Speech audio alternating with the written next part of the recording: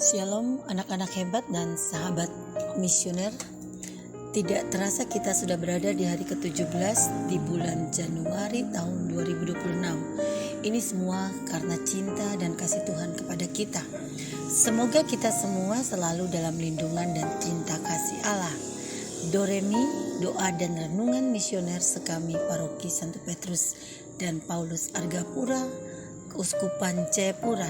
Di kesempatan kali ini bersama Bunda Meska.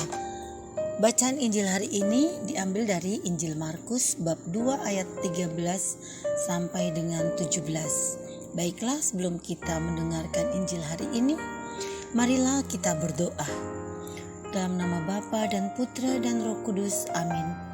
Bapa yang maha baik, terima kasih karena cinta-Mu kami menghirup udara pagi ini, dan Engkau izinkan kami berjalan di sepanjang hari ini dengan pertolongan dan berkat daripada-Mu. Ajarilah kami untuk mengasihi Engkau melebihi segala sesuatu. Saat ini kami juga mau belajar tentang firman-Mu. Bersabdalah ya Tuhan, kami siap mendengarkan.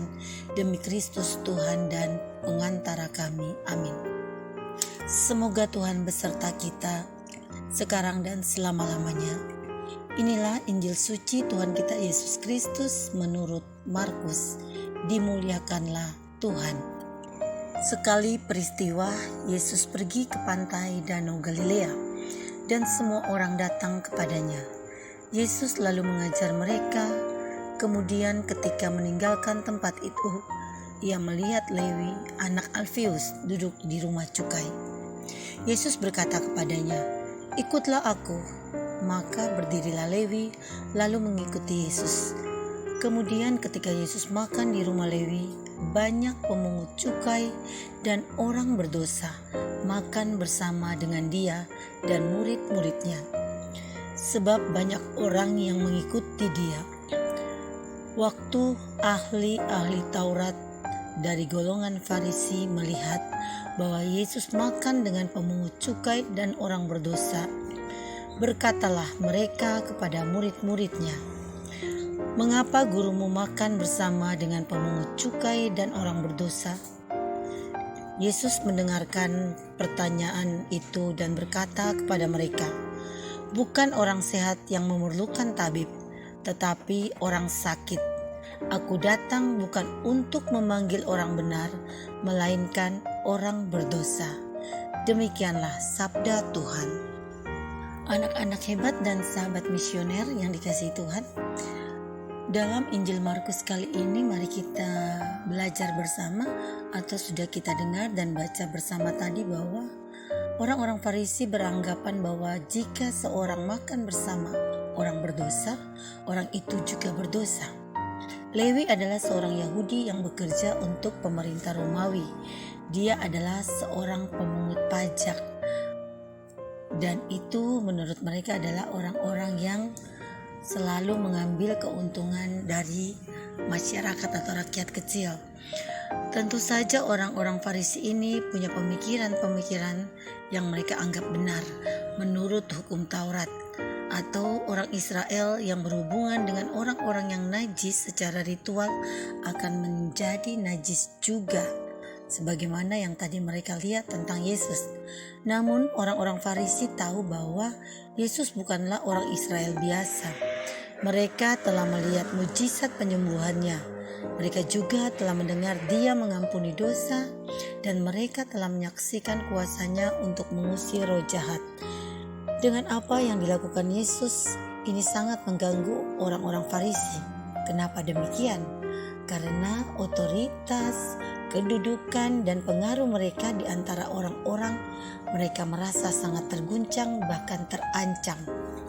Ketika mereka mendapati Yesus secara terang-terangan melanggar hukum dengan bergaul dengan orang berdosa dan makan dengan tangan yang tidak bersih dari piring yang tidak bersih, juga bersama orang-orang yang tidak bersih, mereka juga tahu bahwa orang seperti itu tidak mungkin berasal dari Tuhan. Mereka menganggap ini seperti itu. Justru pemikiran mereka yang seperti itu atau yang demikian menghalangi mereka untuk melihat apa yang sebenarnya terjadi. Tuhan tidak tertarik pada penampilan yang bersih. Tuhan tertarik pada hati orang yang bersih. Yesus berhubungan dengan orang-orang berdosa. Tetapi walaupun orang-orang berdosa membuatnya najis, Dia justru membuat mereka bersih. Dari bagian ini, kita belajar bahwa kasih karunia Allah yang diberikan melalui Yesus Kristus tidak terbatas pada orang-orang benar. Kasih karunia itu meluas kepada orang-orang berdosa, bahkan kepada orang-orang berdosa yang mengganggu orang-orang benar. Anak-anak hebat dan sahabat misioner, jadi kita bisa melihat bahwa kasih Tuhan tidak ada batasnya. Tuhan tidak melihat jabatan atau melihat status sosial kita. Tuhan juga tidak melihat rupa. Tuhan mengasihi kita tanpa syarat. Markus tidak memberi, atau dalam Injil Markus kali ini tidak memberitahu kepada kita apa yang dikatakan murid-murid Yesus. Ia hanya memberitahu bahwa Yesus mengetahui apa yang ditanyakan orang-orang Farisi dan menjawab pertanyaan itu sendiri. Ia juga mengatakan kepada mereka bahwa orang sehat tidak membutuhkan tabib, melainkan mereka yang sakit.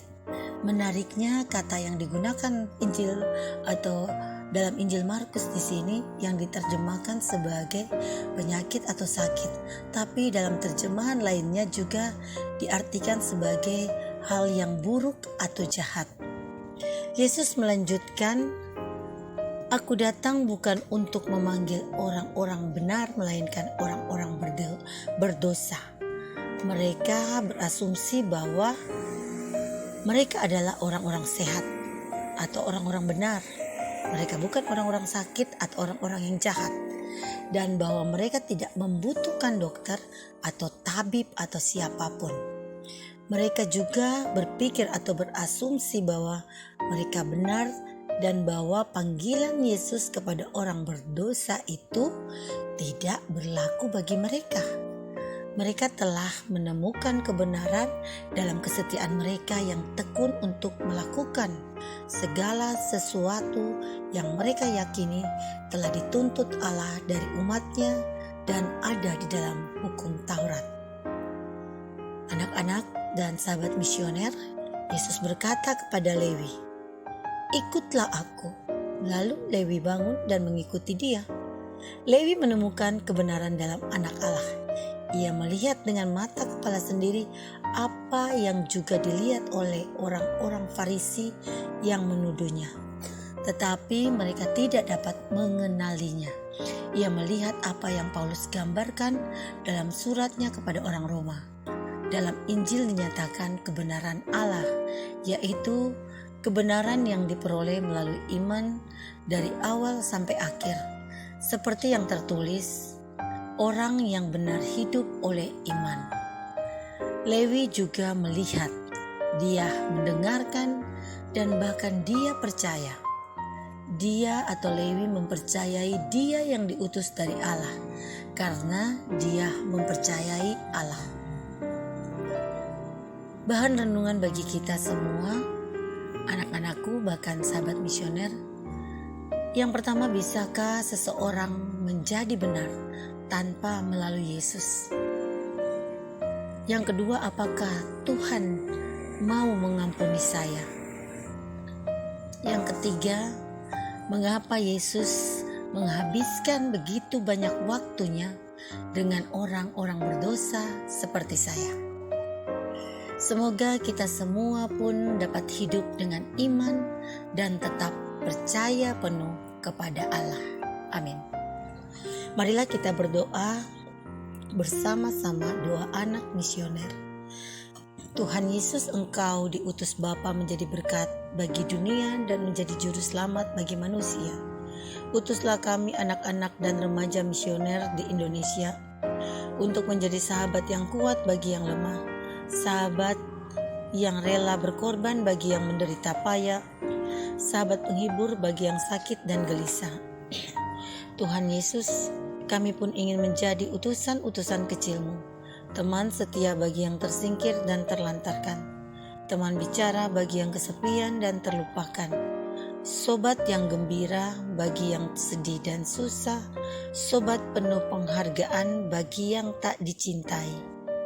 Tuhan Yesus, utuslah kami ini dengan bantuan Roh Kudus-Mu menjadi garam dan ragi yang baik, menjadi terang dan obor cemerlang, membawa kegembiraan dan pengharapan.